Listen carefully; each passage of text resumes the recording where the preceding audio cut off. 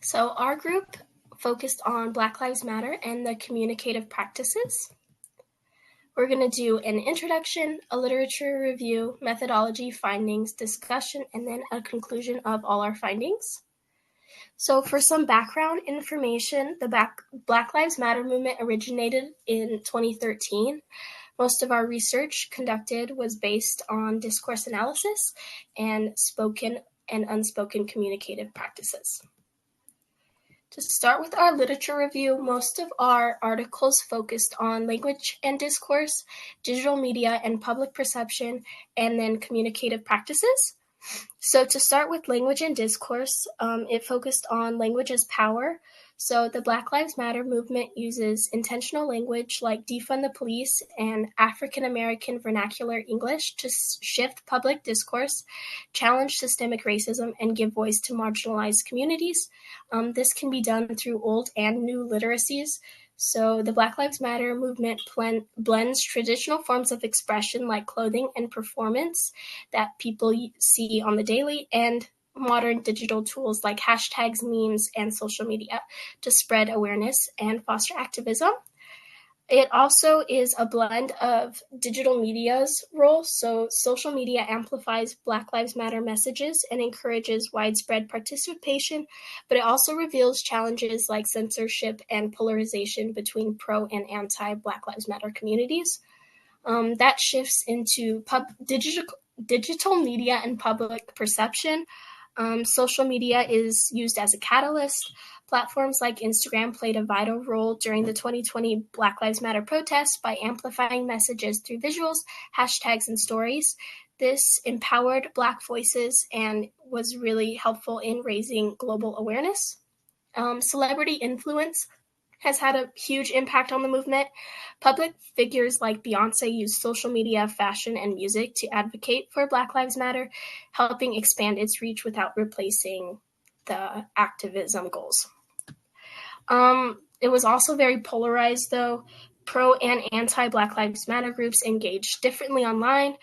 There was one study that showed that pro-Black Lives Matter users focused on activism and community support, while anti-Black Lives Matter users often expressed opposition through grievance-based content, and oftentimes it was aggressive or violent towards marginalized groups.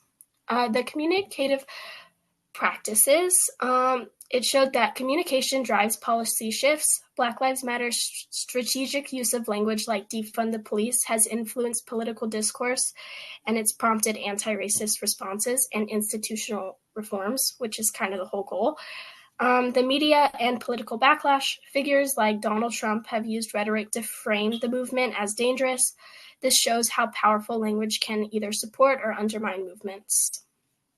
And then the movement also really centered the Black identity as political and personal.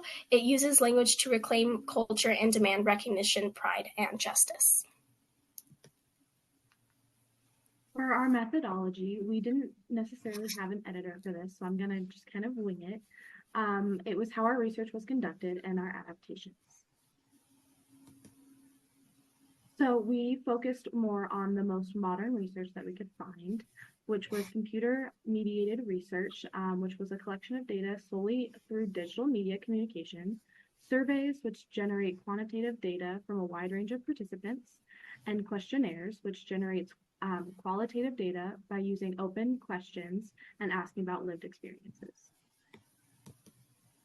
In terms of our findings, we found three important quantitative data that stuck out, which was 10 million people used the hashtag Black Lives Matter over a 10-year span, demonstrating the massive online influence that this protest had in our world. There was, after the death of George Floyd, 72% of Black adults said traditional media did a good job covering the protests.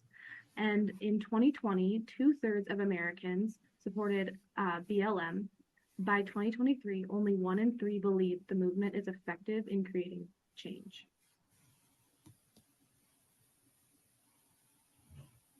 The personal accounts of this would be social media also allows us to be able to network. It allows people in another region to be like, Okay, I send solidarity to you. I see you. I feel you. Because of the heavy use of social media with the demographic we have, the information spreads like wildfire.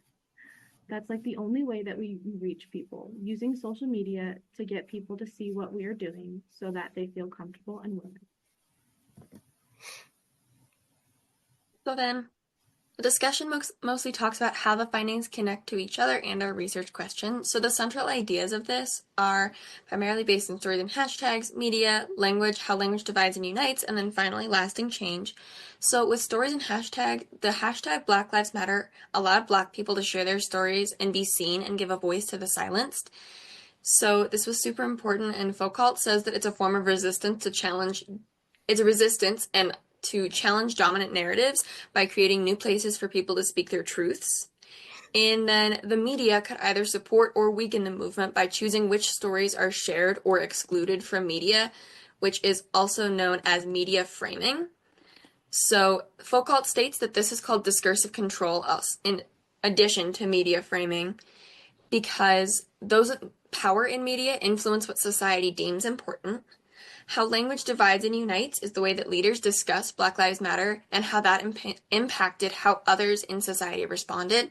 So some politicians divided the country and made this a separate entity that should be frowned upon, and others united it and made this a central movement. So Foucault says that language is a tool of power, and when harmful language is used, inequalities are reinforced, whereas with people who use positive language, we can promote change and encourage that in our society. So speaking of change, the lasting change of this impact was that even after the protests did slow down after 2020 and COVID began to fade, the Black Lives Matter movement persisted, and the impact is really still seen today. There is a greater recognition of Black identities today, and Foucault indicates that discourse can support long-term change. So the Black Lives Matter movement changed how people think about race, justice, and identity in ways that far exceed the typical length of a movement like this. So then some remaining questions that this research left us with is, yes, this does show some long-term impacts within the last 5 years. Because the protests were primarily in the 2020s, we haven't really seen the long-term impact of the Black Lives Matter movement and how the protests and discourse had a positive effect on people's perception of the movement. So looking at the long term in like 10 plus years of the Black Lives Matter movement following the George Floyd murders and the subsequent protests, as well as how political party changes in the government affect our societal perception of the Black Lives Matter movement, because it can have a big impact. So then finally, our conclusion with all of our key terminology. Discourse is really how we talk about things in society. It refers to structured ways of speaking and writing. Communicative practices encompass all modes of communication, including verbal and nonverbal used in a group. In sociolinguistics, it's key for analyzing language. Multimodal discourse is messages that use all types of communicative practices, like visuals, symbols, words, all of that. AAVE, also known as African American Vernacular English, is a dialect that plays a prominent role in cultural identity and political expression within Black Lives Matter, and it's become a widely debated topic today in our society. Social networks are groups of people connected through language, and sociolinguists use this to examine how language norms spread within and across communities. Next, we have our Foucauldian analysis, which is a way of studying power structures in language. It's really just a way of looking at language in a sociolinguistic lens. Collective identity is a sense of shared belonging among a group formed through common experiences, language, goals, anything like that. Discursive control is when those in power shape society's conversations, so like political figures would. And it's the strategic use of language in media and outwardly in just public in general, which is sort of similar to media framing, which is how the news presents a story. And the structure of it can really influence how audience interpret events and issues. And then finally, we have hashtag activism, which uses hashtags to raise awareness, which is especially a really big thing with the Black Lives Matter movement, because the hashtag Black Lives Matter was such a huge part of this, and not only in this presentation, but for the movement as a whole. It's what allowed for a lot of the research to be seen and the experiences to be shared. So.